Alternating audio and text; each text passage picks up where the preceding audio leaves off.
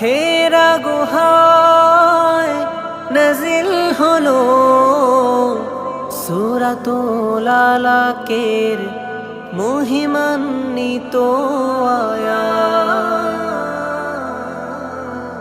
জিবরিল আমিন নবীর উপর নিয়ে এলো সেই হিদায়াত।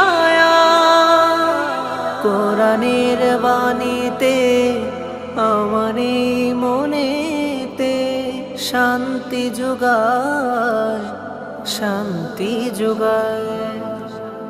তাকিয়ে আছি আমি কোরআনের পাতায়, ও সেরুতে দু চোখ ভিজে যায়।